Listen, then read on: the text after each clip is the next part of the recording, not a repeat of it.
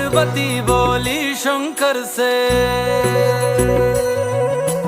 पार्वती बोली शंकर से, सुनिए भोलेनाथ जी, रहना है हर एक जन्म में मुझे तुम्हारे साथ जी। वचन दीजिए ना छोड़ेंगे कभी हमारा हाथ जी। ओ भोलेनाथ जी, ओ शंभुनाथ जी, ओ भोलेनाथ जी, ओ शंकर